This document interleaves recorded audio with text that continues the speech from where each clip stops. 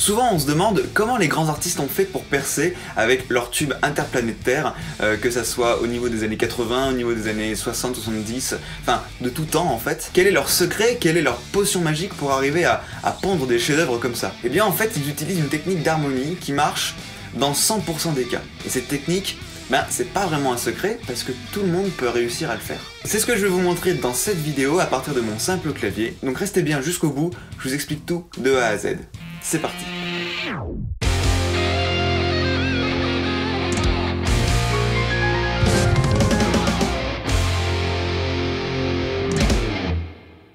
Jour numéro 27 du défi 30 jours. Si vous n'êtes toujours pas abonné à la chaîne, faites-le dès maintenant et laissez-moi un petit commentaire pour me dire ce que vous pensez de cette vidéo. Alors cette technique est un peu spéciale. Elle se situe à quel niveau déjà? Est-ce que c'est au niveau de la mélodie, au niveau des accords, au niveau des instruments choisis, de la tonalité? Eh bien, déjà pour commencer, tous ces critères sont très importants pour faire un tube. Mais il y a deux choses qui sont particulièrement importantes, c'est une mélodie accrocheuse et des accords qui marchent bien. La mélodie accrocheuse, j'en parlerai dans une prochaine vidéo. Mais aujourd'hui, ce qui nous intéresse, c'est la construction des accords. La construction des accords, c'est ce qu'on appelle l'harmonie.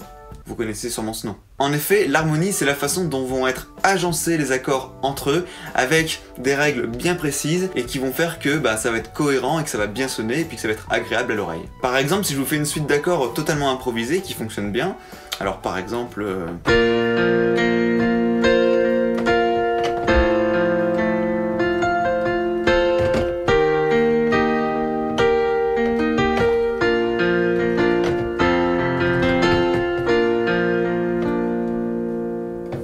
par exemple. Mais alors ça fonctionne super bien, mais comment ça se fait? Comment ça s'est passé? Alors en fait, j'ai fait une vidéo sur la construction des accords à part entière. Donc, je vais pas tout réexpliquer maintenant parce que sinon ça va être beaucoup trop long pour vous expliquer la suite. Donc je vous invite à la voir dès maintenant à partir de la miniature qui se trouve ici, mais la fiche se trouve ici. Cliquez, clique m'amène. Et je vous mets le lien dans la description. Alors si on reprend à partir des accords que vous connaissez, vous savez qu'un accord parfait, c'est un accord de 3 sons. Par exemple, Do, Mi, Sol.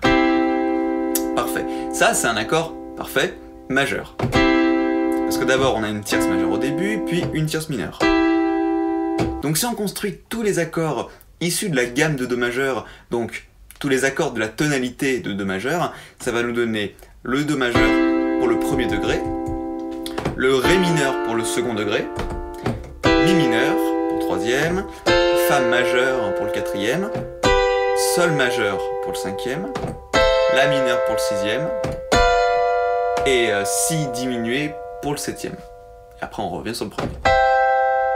Et en fait tous ces accords là, vous avez vu, ils sonnent déjà très bien dans cet ordre là. Mais ils sonneraient encore mieux si on les gardait pas tous. En effet, pour commencer à faire quelque chose de bien, pour débuter déjà à faire des accords entre guillemets magiques, on va utiliser d'abord que le premier, le quatrième, le cinquième et le sixième.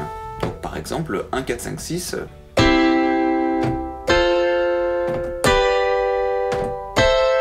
Bon, ça sonne pas non plus foufou, hein, mais c'est déjà un début. Mais en fait, ces accords-là, vous pouvez les faire dans l'ordre que vous voulez. Alors par exemple, 6, 4, 1 et 5, comme ça.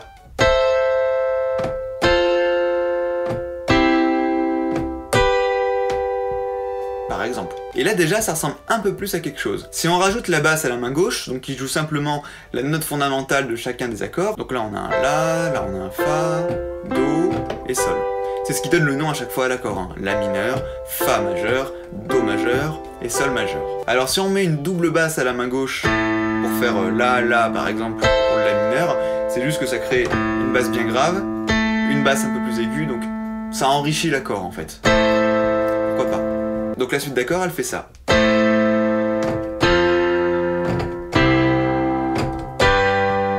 Et là déjà c'est pas mal. Mais bon, après, ce qui compte aussi dans la musique, c'est pas que les accords, les notes, etc.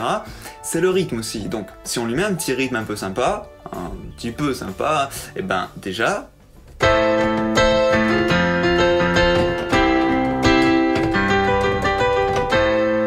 par exemple, là déjà on commence à reconnaître des trucs, ouais voilà. Mais vous pouvez les faire dans un ordre différent, par exemple 1, 5, 6, 4.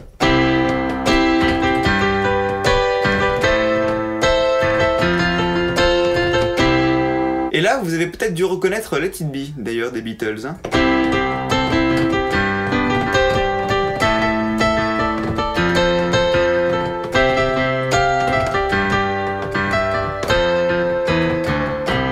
Bon, la fin, elle change un petit peu. Vous voyez au tout début, c'est exactement ça. Donc voilà comment ils ont créé ce tube-là, bah, ça marche très très bien comme ça. Mais après, l'ordre des accords, on peut les mettre dans l'ordre qu'on veut, en répéter certains comme on veut, en utiliser que 2 ou 3, ça marche aussi très bien. Par exemple, si on prend le couplet de Imagine de John Lennon, pour rester dans le registre des Beatles, et bah là ça va être aussi en Do majeur, donc parfait, là on change pas de tonalité. Et en plus, le premier, c'est le premier degré, et le deuxième, c'est le quatrième degré. Alors, il ne joue pas, lui, Fa, La, Do, il joue plutôt Do, Fa, La. Mais c'est la même chose, hein. C'est les mêmes notes, c'est juste qu'elles sont inversées en fait.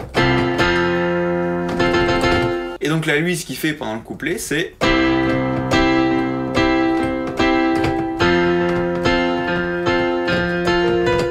Bon, avec les petites notes là, à l'aigu, mais ça c'est la mélodie qui s'en occupe, c'est pas dans les accords en soi. Et après, quand il passe sur le refrain...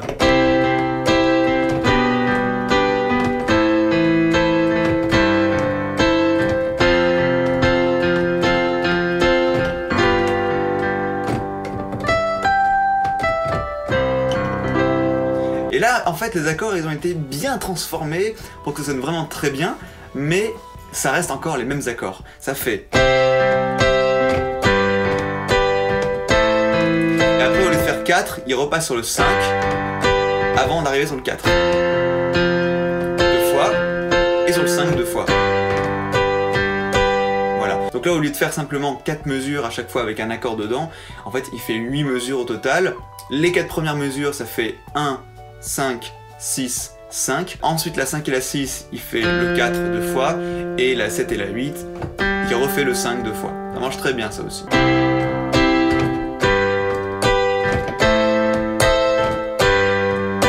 fois. Et 2 fois.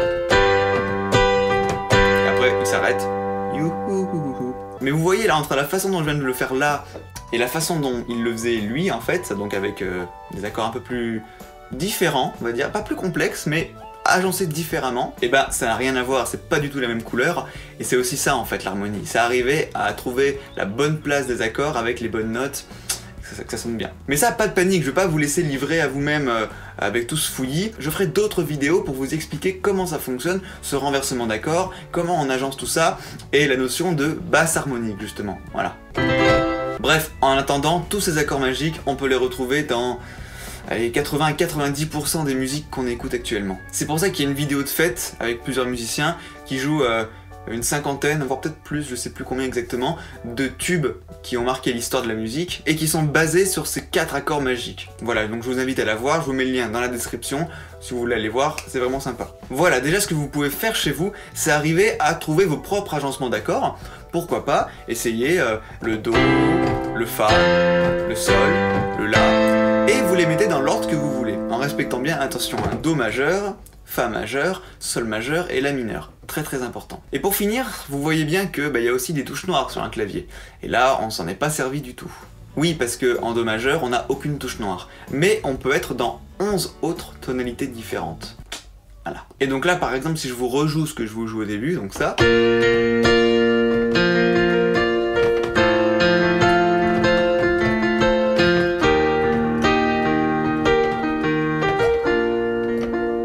Alors ça, encore une fois, ce sont des accords qui ne sont pas joués simplement comme un état fondamental que je vous ai montré au début, Do, Fa, Sol, La.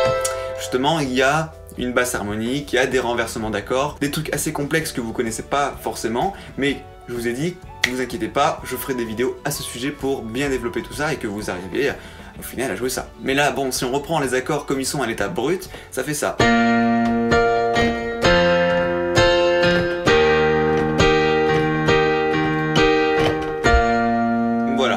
C'est moins joli, c'est mieux ça, ou ça, que ça. Là, il part trop dans l'aigu, par exemple. Bref, je vous expliquerai tout ça. En attendant, vous voyez que là, en fait, la tonalité principale, c'est plus le Do majeur, mais, bon, je vous le dis, c'est le Si bémol majeur. Et pour trouver justement comment sont construits tous les accords de la tonalité de Si bémol majeur, déjà, on monte la gamme de Si bémol majeur. Si bémol, Do, Ré, Mi bémol, Fa, Sol, La, Si bémol. Ok. là on remarque qu'on a que le si bémol et le mi bémol à l'armure, et tout le reste ce sont que des touches blanches normales.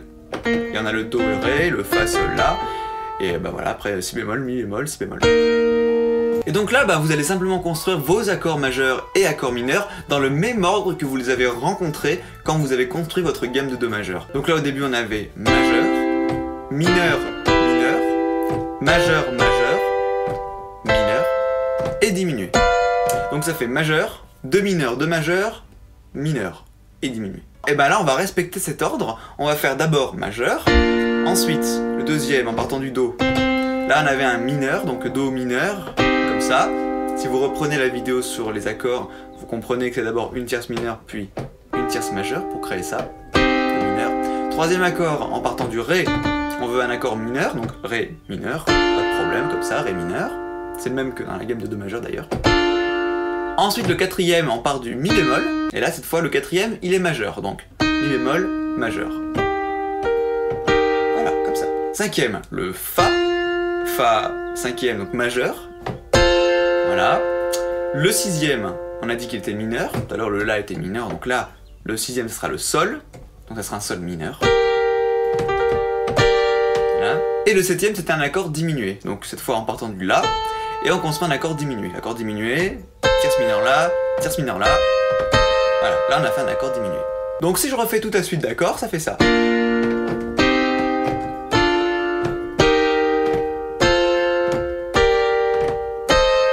Et enfin, voilà.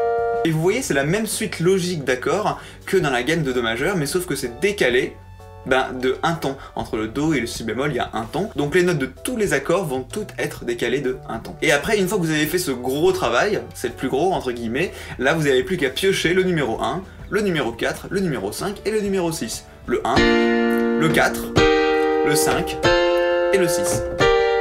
Très bien. Et moi dans ma suite d'accords, j'avais fait 1, 5, 4 et 1.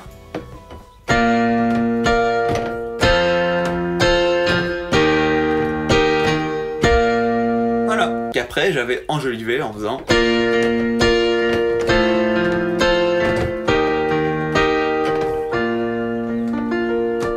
Voilà, j'espère que cette vidéo vous aura plu et vous aura ouvert les chakras. N'hésitez pas à mettre un petit pouce bleu, un petit commentaire pour me dire ce que vous en avez pensé, si ça peut vraiment vous avoir aidé. Et encore une fois, abonnez-vous pour recevoir toutes les prochaines vidéos, notamment les dernières de mon défi 30 jours, et puis après il va y en avoir des tonnes et des tonnes. Allez, travaillez bien votre harmonie et je vous dis à demain. Ciao les icos.